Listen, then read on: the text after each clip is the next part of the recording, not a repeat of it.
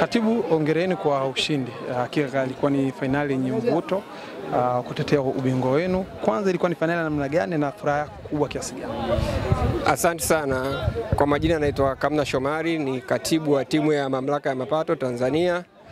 Awali ya yote kwanza tunamshukuru Mwenyezi Mungu, finali ilikuwa ni nzuri na ilikuwa ni ngumu na yenye ushindani, lakini tumefanikiwa kutetea kombe letu kwa mara ya pili kwa kupata ushindi wa goli 1-0 dhidi ya ndugu zetu wa IFM.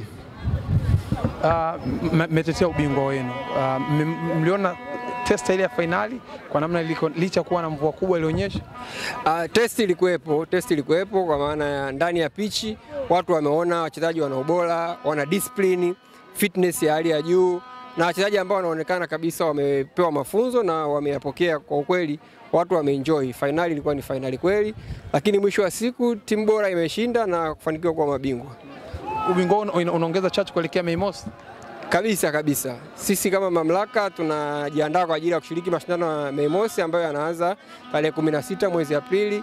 Kwa hiyo ubingwa wetu ambao tumeupata leo ni chachu kuelekea kwenye kutafuta ubingwa mwingine wa Mei Mosi, na kama tulivyosema hapo mwanzo, sisi kila mashindano tunaocheza target yetu ni kuchukua kikombe. Tumetoka kwenye Shimuta mwezi Novemba, tulikuwa mabingwa kitaifa.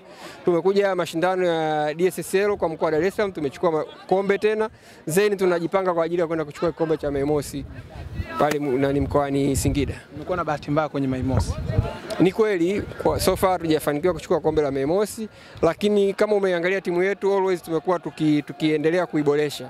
Tunaamini this time tunaenda kuchukua kikombe cha Mei Mosi. Shukrani. Asante sana. TRA mnatumiaje haya mashindano? Hii michezo TRA mnaitumiaje kwenye platform zenu za masuala ya kodi? TRA kwa ujumla tumekuwa tukitumia michezo kwa ajili ya kuhamasisha ulipaji wa kodi kwa hiari, lakini pia tumekuwa tukisaidia sana kwa ajili ya kusambaza ujumbe mbalimbali wa kikodi, kama vile kuwahimiza wananchi kila wanapofanya huduma kuweza kudai risiti, kama ni mfanyabiashara kila anapouza kuweza kutoa risiti. Lakini kama ulifuatilia leo utakuta jezi zetu zilikuwa na ujumbe maalum. Tulikuwa tumededicate image kwa ajili ya kuhamasisha jamii, kwa ajili ya kupakua app yetu ambayo inasaidia kwenye kuhakiki stamp ambazo zinatumika kwa ajili ya kuweza kugundua stamp ambazo ni halali zinatumika kwa ajili ya ukusanyaji wa kodi.